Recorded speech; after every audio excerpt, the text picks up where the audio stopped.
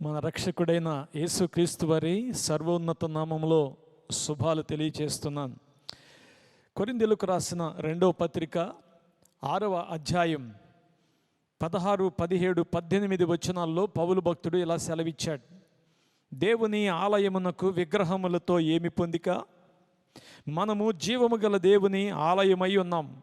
అందుకు దేవుడు ఇలాగూ సెలవిచ్చుచున్నాడు, నేను వారిలో సంచరింతును, నేను వారిలో నివసించి సంచరింతును, నేను వారి దేవుడనయుందును, వారు నా ప్రజలయుందురు. కావున మీరు వారి మధ్య నుండి బయలు వెడలి ప్రత్యేకముగా ఉండుడి.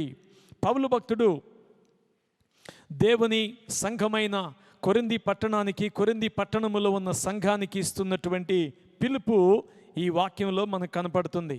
ఏమంటున్నాడు ఈ వచనాలలో అంటే, పరిశుద్ధులు ఏ విషయములో ప్రత్యేకించబడాలో చెప్తూ ఉన్నాడు ఈ వాక్యం ద్వారా. క్రైస్తవులమైన దేవుని ప్రజలమైన మనం అనేక విషయాలలో, అనేక సందర్భాల్లో ఈ లోకంలో రాజీపడి జీవించేస్తూ ఉన్నాం. వేరు కావలసిన వాటిని కూడా హత్తుకుని వాటిలో కొనసాగుతూ దేవుడిచ్చిన ఆజ్ఞలను నిర్లక్ష్యం చేస్తున్నాం. అందుకే పౌలు ప్రత్యేకంగా ఈ వాక్యంలో ఈ సంఘటన గుర్తు చేశాడు. దేవుని ప్రజలు పరిశుద్ధులైన వారు ప్రత్యేకత కలిగి జీవించాలి. ఏ విషయంలో బైబిల్ చెప్తుంది? మొట్టమొదటిగా కొరింథీయులకు రాసిన మొదటి పత్రిక 5వ అధ్యాయం 6 నుంచి 10 వచనాల్లో దేవుని ప్రజలు పరిశుద్ధులు సహవాసము విషయములో తమను తాము ప్రత్యేకించుకోవాలి.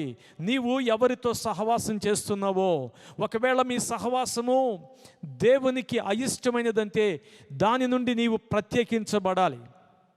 అంతేకాదు కొలస్సీయులకు రాసిన పత్రిక 4వ అధ్యాయం 6వ వచనములో దేవుడు అంటున్నాడు, పౌలు భక్తుని ద్వారా సంభాషణ విషయములో పరిశుద్ధులైన వారు వారి సంభాషణ విషయములో ప్రత్యేకత కలిగి జీవించాలి.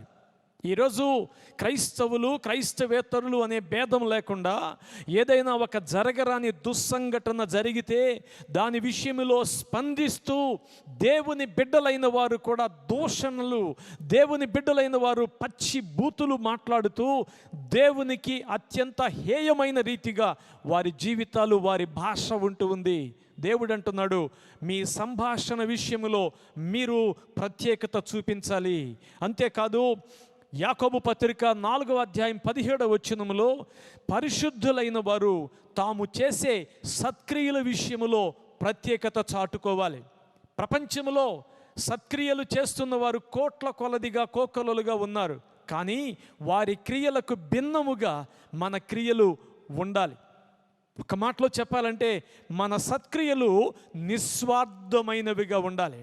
కొద్ది రోజుల క్రితం ఒక ఎలక్షన్ క్యాంపెయినింగ్లో కొంతమంది, ఒక పార్టీ కార్యకర్తలు 5గురు కలిసి 2 అరటి పండ్లు ఒక పేదవానికి బహుమతినిస్తూ 5గురు ఆ ఫోటోలో తమను తాము చూపించుకునే ప్రయత్నం చేశారు. ఇచ్చింది 2 అరటి పండ్లు, చూపించుకుంది 5గురు ఆర్భాటంగా.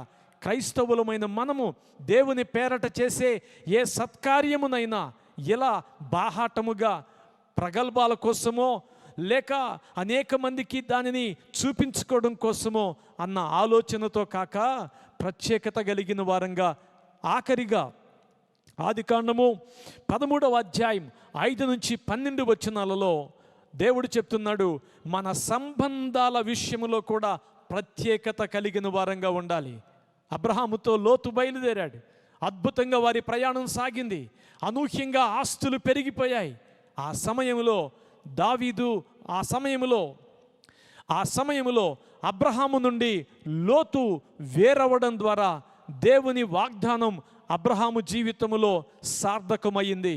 ఒకవేళ లోతుతో ప్రయాణం చేస్తే ఇద్దరు కలిసి ఎక్కడ తేలేవారో, ఆయనకు లోతుకు మధ్య ఉన్న సహవాసములో, సంబంధంలో తేడా వచ్చినప్పుడు you have to break the relationship that is destroying your spiritual life. సంబంధాలు ఎంత గొప్పగా ఉన్నాయి. మీ సంబంధము దేవునికి మీకు మధ్య ఉన్న సంబంధాన్ని పెంచేదిగా ఉందా, తుంచేదిగా ఉందా?